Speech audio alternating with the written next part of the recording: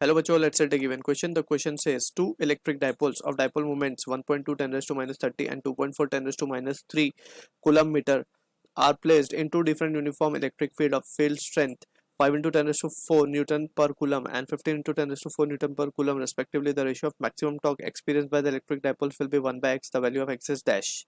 So for this question, जो key concept यहाँ पे we can use is the concept of dipole in electric field and precisely dipole in an uniform electric field. So उस पे जो हमारे पास torque का expression आता है, torque on dipole in uniform electric field, तो इसका जो expression we have studied that is tau bar is equals to p bar cross E bar, और प्रिसाइजली इसको हम लिख सकते हैं p E sine theta n cap. ठीक है ना. तो कुछ इस तरीके से we can have the value of this torque. अब यहाँ पे डायरेक्टली हम इसको रेशियोज पता करना है हमें, और हमें मैक्सिमम टॉर्क की वैल्यू पता करनी है. सो फॉर मैक्सिमम टॉर्क हम एक चीज देख सकते हैं यहाँ पे from the expression for maximum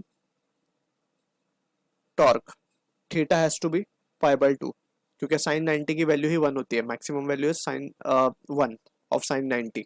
ठीक है. तो यहाँ पे हम देखेंगे फॉर फर्स्ट डाइपोल, दो डाइपोल हम मान लेते हैं. फॉर फर्स्ट डाइपोल की अगर हम बात करें, सो उसका डाइपोल मोमेंट हमें गिवन है 1.2 10 raise to minus 30 coulomb metre. तो यहाँ पे हम लिख सकते हैं tau 1 will be equals to 1.2 10 raise to minus 30 into electric field की अगर हम बात करें फॉर दिस, इसको हमने किस इलेक्ट्रिक फील्ड में रखा 5 into 10 raise to 4 and sine theta की वैल्यू तो 1 हो जाएगी. तो यहाँ पे ये वैल्यू आएगी फॉर फर्स्ट.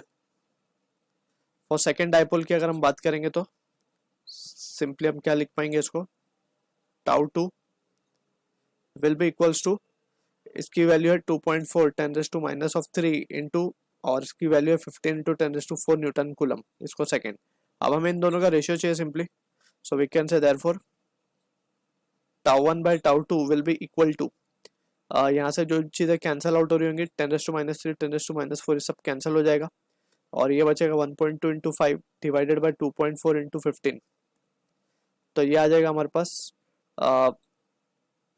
2 ज़ा 3 ज़ा 1 by 6. On comparing, we can say x की वैल्यू आ जाएगी 6. So this is the answer for the question. I hope you understood the solution. All the best.